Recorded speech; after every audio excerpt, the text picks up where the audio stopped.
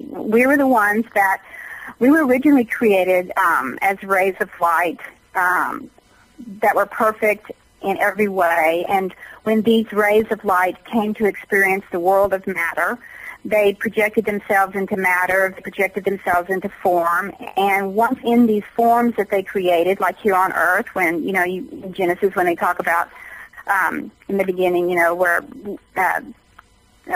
people were created in our image, they really enjoyed being in these forms. They enjoyed being in a separate identity and all the sensory pleasures that the world of light had to offer. And so we willingly chose to do this. This is not a situation of evilness. It's just a situation of we chose to separate our identity from God in wholeness and oneness in union. We chose to move out from that union and move into a place of separate identity. And in the beginning, it wasn't all that traumatic. It was a separate identity experience, but we just kept getting deeper and deeper and deeper into the sensory pleasures of the separate identity that we lost our connection. Mm-hmm. And that's really when we began to die. Because we weren't always dying.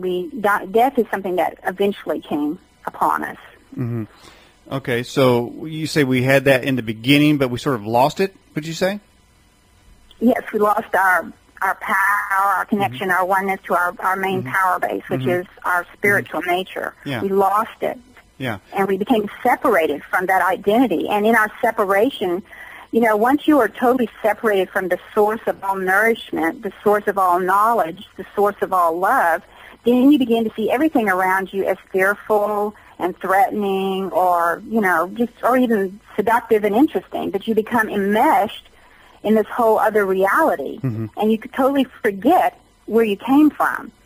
So Jesus was coming back to try to show us, here's where you can go. This is what the ultimate place is for humanity. Yes, we can't do it overnight. We're like in the 7 levels of evolution, and most of humanity are in what I call tribal mass, individual and aspirant levels.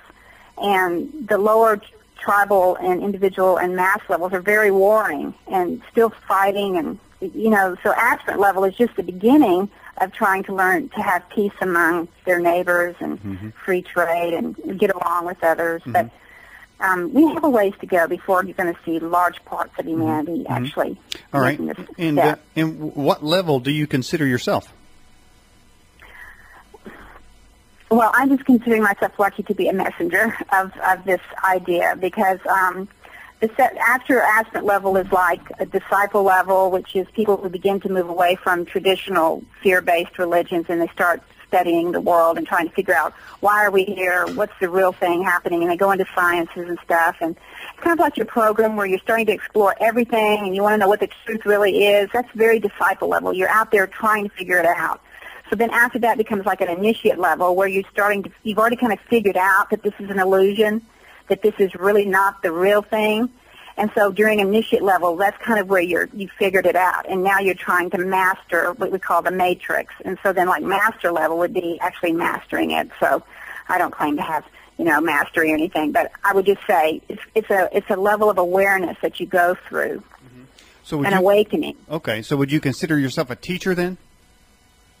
Yes, I consider myself a teacher more than anything else. I've had a lot of experiences. I've met immortals. I've met extraterrestrials. I've had encounters, and I've been able to travel to these other dimensions when we die, and what happens, where do we go when we die. And I've learned a lot by talking to them and having them show me things and showing me the worlds and explaining it all to me. So I've been trying to teach what I've learned. And I've recently, about a few years ago, put it in a book so that people could have sort of a beginning blueprint. Okay, so you met aliens along your travel, eh? Yes, I've met a few. Well, tell us about them. What do they look like? What do they want? What's going on with them? Well, the aliens are basically what all of humanity is. I kind of label them, like in my book, I label them separatists, because we are not living in a sense of wholeness or unity with our power base where we can do anything that we want and live in perfect harmony and never experience pain and all that. So we're living in a separation. So everything you see in the universe is also living in that separation.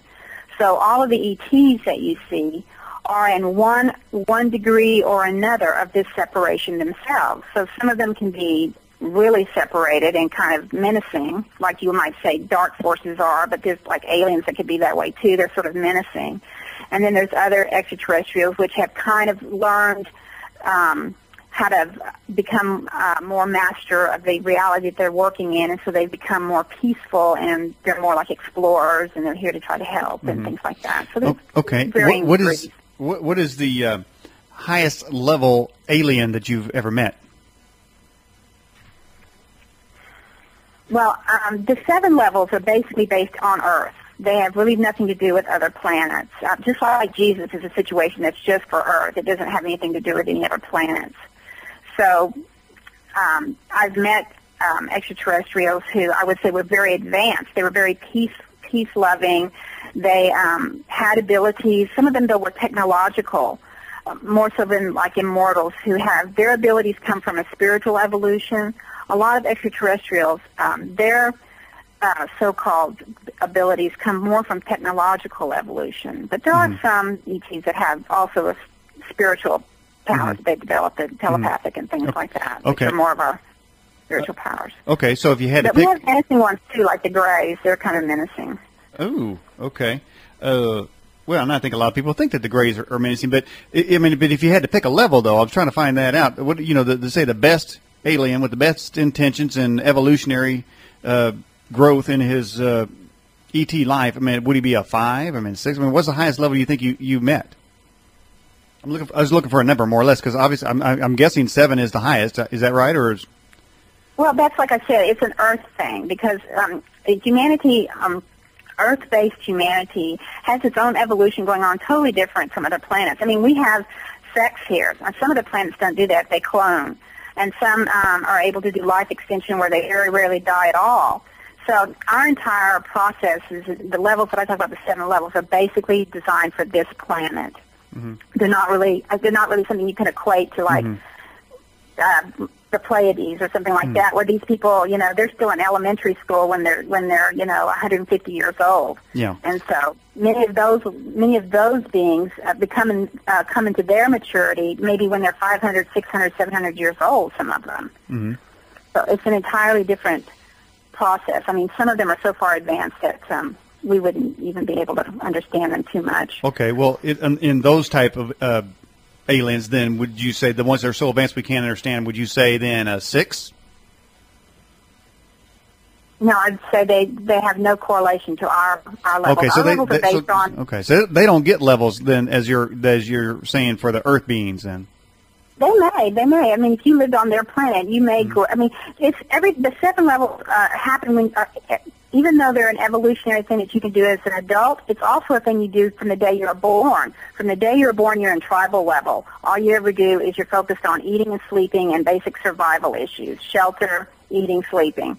And then you move into mass level, which is kind of like grade school even, where you're in the mass psychology. You're told what to do. Everything is told to you, and you believe whatever you're told. And there's a group, the tribe, the whole tribe thing. So we actually grow through the levels, but once we reach a certain level of adulthood, we can either stagnate or we can continue to grow. Individual level might be associated with teenagers. But there's a whole lot of individual level adults, like dictators in countries and stuff. They're totally self-centered and totally dominated on fear. And, so then you move into an aspirant level, which would be basically the first level of civilization. These are people are traditional religions like Christianity and stuff, and they're civilization building. They're peaceful. They want to have peace with their neighbors, but they still live in fear, and they still have reward and punishment mentality. But they begin to learn love, and they begin to start reaching out and seeing beyond themselves.